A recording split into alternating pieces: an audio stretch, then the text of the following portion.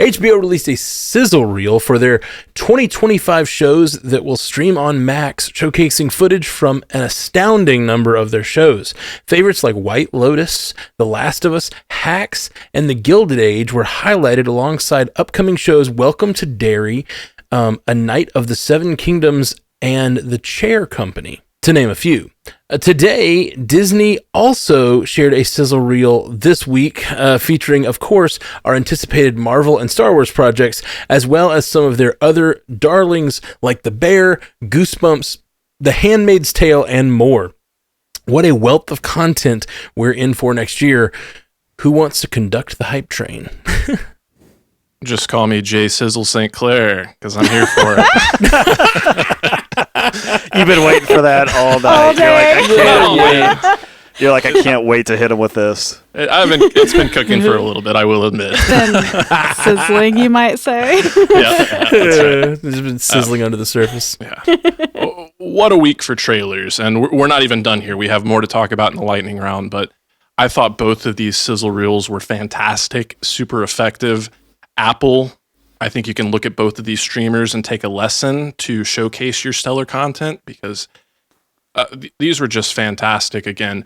And I think Disney did win. If this is going to be a competition, I think they won this one just by being a little more focused. Max certainly, spread a wide shot and gave us a lot of things to look forward to, some that I've never even heard of, like The Chair Company. No idea what that's about, but that comedian that's in there, what is it? Tim Robinson. Tim Robinson, yes. Yeah. Was that him? I thought that was him for a second. Yeah. Like I saw a clip. It's like, was that Tim Robinson? But it went by so fast. Yeah, so I find that really intriguing. Welcome to Derry looks really, really good.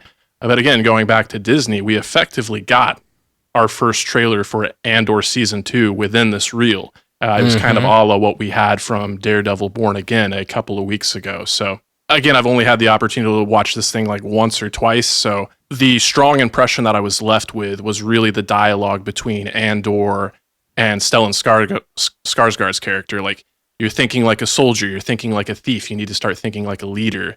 And that just really excites me for the trajectory of this character, really getting him to the place that we saw him in Rogue One, because I love Rogue One and he was my favorite character in Rogue One. So I think Star Wars, whenever it is delving into this more adult and dark tone like we saw in Season 1, it's just a version of Star Wars that I want to live in and relish. So looks incredible. Which bring up that is interesting too, because I don't think he ever reaches the point of feeling like a leader in the future story. So like, I like the idea that he's trying to push it. Like, this Skarsgård's character is trying to build an army, build this resistance, and he sees something in Andor that might not be there.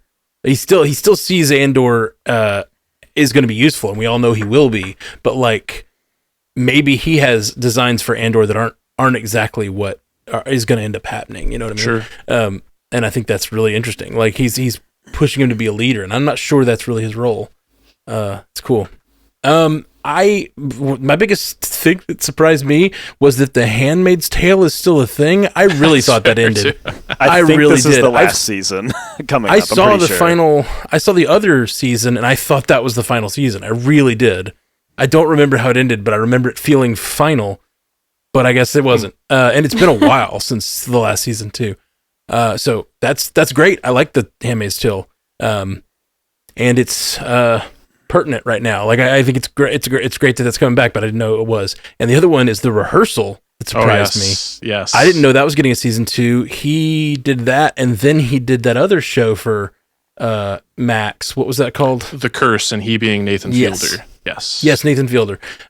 When he moved on to The Curse, I kind of assumed The Rehearsal was done, because a lot of times if you're working on a series, you don't go work on another one. But I'm really excited The Rehearsal's coming back. Yeah. My brain went kind of spinny watching all of these with all of the trailers we've gotten, all of the news. And it's because we're entrenched in this stuff for this show. And so you start to get a little overstimulated with the news about the content.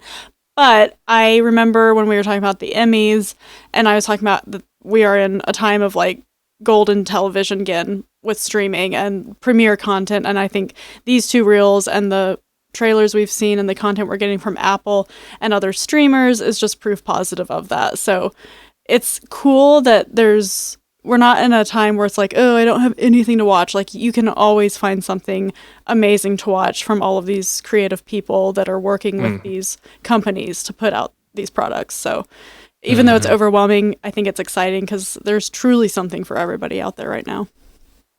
I had forgotten that they had shot The Bear season 3 and The Bear season 4 back to back, and we talked about that when it happened, that they essentially shot both of these seasons together on set, and then we're going to put them out relatively close. And so seeing Jeremy Allen White pop up and Ayo Edebiri pop up, I was like, oh, well, clearly they're just showing off The Bear season 3.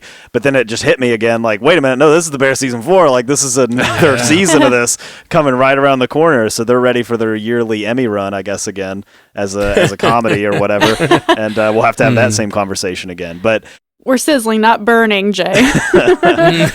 overall, a lot of good stuff here. I mean, I continue to remain extremely excited for what Max has in store, particularly with The Last of Us Season 2. And then we're going to talk about the Andor release date here in the lightning round, but it's right around the corner.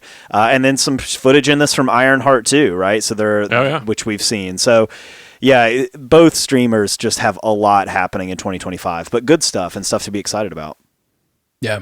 Yeah. I really think we are nearing another golden age of just like content this year. And I have felt really excited about content in the past with all of these companies, but like, yeah, this year just feels like a lot of stuff that can't miss to me. Like great creative teams, great directions, and things that have like learned lessons. I think Marvel has learned lessons from some of its previous content, and some of this stuff's going to be even better this year. Like, I just don't see almost any of these shows missing, and it's going to be so much content to watch and enjoy. It's going to be a good year. Yeah. Through the course of this conversation, so many things have come back to me, like Alien Earth, the FX series from Noah Hawley. We got our most significant look at that. Like, it's clear that these xenomorphs that are on Earth are the byproduct of some kind of craft falling to Earth, and of course they go in and investigate. But again, I'm a big Glenn Powell fan. I'm not necessarily the biggest sports fan, but this Chad Powers series looks hilarious. Yeah, I'm so into it. Yeah. The root of that is famous Giants quarterback Eli Manning went undercover at a they take college players and they put them into this thing called the Combine, where they try out for NFL teams essentially for the draft. And there was this whole shtick where Eli Manning dressed up and pretended to be this walk-on. He had already retired at this point, but he walked in and was just throwing these like bombs, like 60-yard passes, like perfect passes down the field. And everybody was like, "Who is this guy?" Like and he just looked ridiculous, just like done up in the prosthetics. They're like, he looked like Uncle Rico, and but he called himself Chad Powers, and everyone's like, who is this Chad Powers guy? So the idea that they're going to make a Glenn Powell centered show about a character that Eli Manning was pretending to be for a joke is really like a lot of layers of funny. So that is weird.